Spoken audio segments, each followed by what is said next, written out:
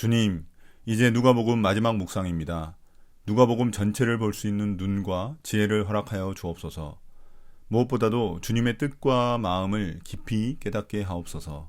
예수님 이름으로 기도드립니다. 아멘.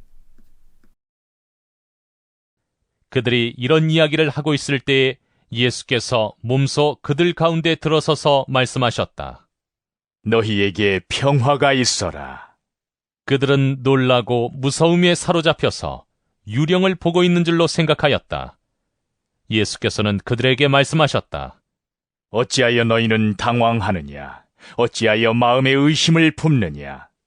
내 손과 내 발을 보아라. 바로 나다. 나를 만져보아라. 유령은 살과 뼈가 없지만 너희가 보다시피 나는 살과 뼈가 있다. 이렇게 말씀하시고 그는 손과 발을 그들에게 보이셨다. 그들은 너무 기뻐서 아직도 믿지 못하고 놀라워하고 있는데 예수께서 그들에게 말씀하셨다. 여기에 먹을 것이 좀 있느냐? 그래서 그들이 예수께 구운 물고기 한 토막을 드렸다. 예수께서 받아서 그들 앞에서 잡수셨다. 예수께서 그들에게 말씀하셨다. 내가 전에 너희와 함께 있을 때에 너희에게 말하기를 모세의 율법과 예언서와 시편에 나를 두고 기록한 모든 일이 반드시 이루어져야 한다고 하였다. 그때 예수께서는 성경을 깨닫게 하시려고 그들의 마음을 열어주시고 그들에게 말씀하셨다. 이렇게 기록되어 있다. 곧 그리스도는 고난을 겪으시고 사흘째 되는 날에 죽은 사람들 가운데서 살아나실 것이며 그의 이름으로 죄 사함을 받게 하는 회개가 모든 민족에게 전파될 것이다 하였다. 예루살렘에서부터 시작하여 너희는 이 일의 증인이다. 보아라, 나는 내 아버지께서 약속하신 것을 너희에게 보낸다. 그러므로 너희는 위로부터 오는 능력을 입을 때까지 이 성에 머물러 있어라. 그리고 예수께서는 그들을 밖으로 베다니까지 데리고 가서 손을 들어 그들을 축복하셨다. 예수께서는 그들을 축복하시는 가운데 그들에게서 떠나 하늘로 올라가셨다. 그들은 예수께 경배하고 크게 기뻐하면서 예루살렘으로 돌아가서 하나님을 찬양하면서 날마다 성전에서 지냈다. 이제 예수님의 부활 후 모습 중 누가복음에 등장하는 마지막 장면입니다. 여러 제자들이 모여 예수님의 부활에 대해 이야기 나누고 있을 때 예수님이 직접 그들에게 나타나십니다. 그리고 맨 먼저 하신 말씀이 너희에게 평화가 있으라입니다. 예수님의 이런 인사는 유대인들에게는 매우 평범하고 일상적인 것입니다. 그런데 예수님의 이런 평범한 접근에 제자들은 마치 유령을 본 듯 너무나 놀라고 무서워합니다. 왜냐하면 제자들이 말로는 예수님의 부활이 사실이라고 얘기하고 있었지만 아직 마음속으로는 육체의 부활을 조금은 의심하고 있었기 때문입니다. 이에 예수님은 당황하고 의심하는 그들을 책망하시며 자신의 손과 발을 만져보라고 하십니다.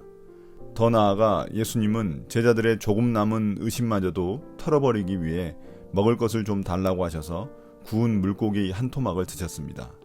만약 예수님이 유령이라면 먹을 필요도 없기 때문입니다. 이를 통해 예수님은 자신의 부활이 결코 영적 부활이 아니고 실제 육체의 부활임을 보여주셨습니다. 이 사실은 나중에 우리들도 예수님처럼 육체와 영혼이 모두 부활할 것임을 예고하는 것입니다.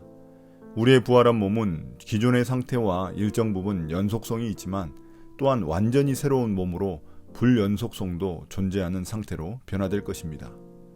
예수님은 부활의 몸을 통해 제자들의 두려워하는 마음에는 평화를 주셨고 의심하는 마음에는 믿음을 주셨습니다. 또한 예수님처럼 육체도 부활할 것에 대한 소망까지도 주셨습니다. 이처럼 이 땅에서 우리의 삶이 좀 괴로워도 주님이 주시는 평화와 믿음 그리고 소망이 있기에 우리는 견뎌낼 수 있습니다. 이제 예수님은 전에 제자들에게 하셨던 말씀을 통해 자신의 죽음과 부활을 확인시켜 주셨습니다. 예수님은 모세의 율법, 예언서, 시편, 즉 구약 전체에서 자신을 두고 한 예언들이 모두 반드시 이루어져야 한다고 말한 것을 제자들이 기억할 수 있게 하셨습니다. 또한 성경을 깨닫게 하시려고 제자들의 마음을 열어주셨습니다.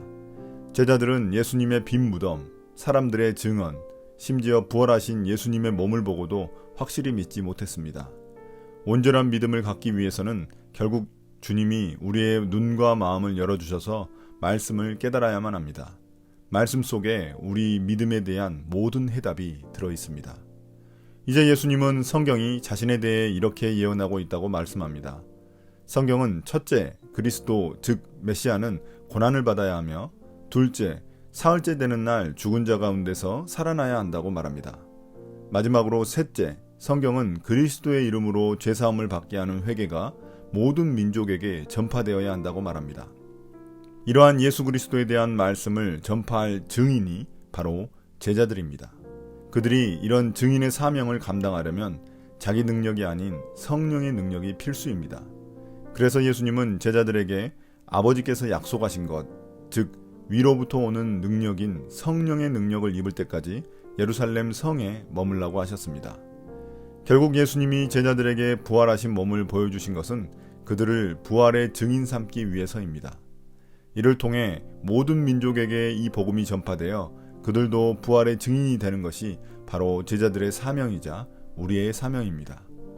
증인이 또 다른 증인을 낳는 것이 바로 부활 복음의 목적이자 누가가 쓴 다른 책인 사도행전 전체의 이야기입니다.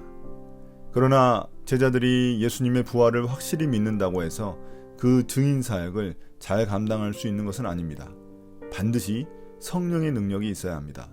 왜냐하면 성령님은 본래 예수님을 증거하시는 영이기 때문에 복음을 증거해야 할 우리를 도우실 것이기 때문입니다. 마지막으로 예수님은 제자들을 베다니까지 데리고 가셔서 손을 들어 그들을 축복하셨습니다. 예수님은 이렇게 제자들을 축복하신 후 하늘로 올라가셨습니다. 예수님이 하늘로 승천하신 일은 이제 예수님이 하나님 우편에 앉아 왕으로서의 통치를 시작하신 것이며 하나님 나라가 이 땅에 본격적으로 시작되었음을 의미합니다. 이에 제자들은 승천하신 예수님을 경배하고 크게 기뻐하며 예루살렘으로 다시 돌아가 성전에서 날마다 하나님을 찬양하였습니다. 예수님이 이 땅에서 하신 마지막 일은 제자들을 축복하신 것이었습니다. 이에 대해 제자들은 예수님을 경배하고 순종으로 응답하여 예루살렘으로 돌아갔고 성전에서 날마다 하나님께 찬양을 올려드렸습니다.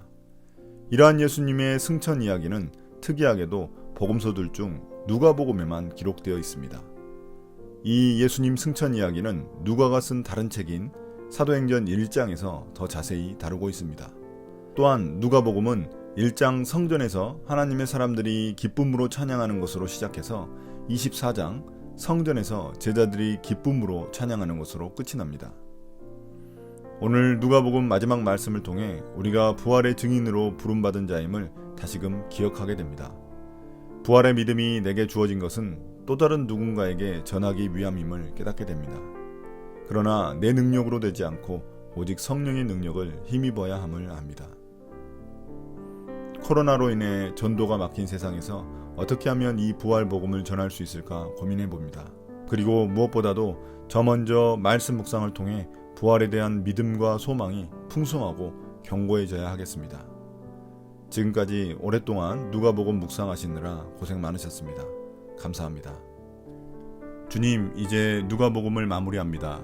긴 시간 동안 누가복음을 보며 하나님 나라를 더욱 소망하게 하시니 감사합니다. 예수님의 죽으심과 부활을 통해 시작된 하나님 나라의 신실한 일꾼이 되게 하옵소서. 부활의 증인으로 어느 곳에 있든지 믿음과 소망으로 살아가게 하옵소서. 감사드리며 예수님의 이름으로 기도드립니다. 아멘.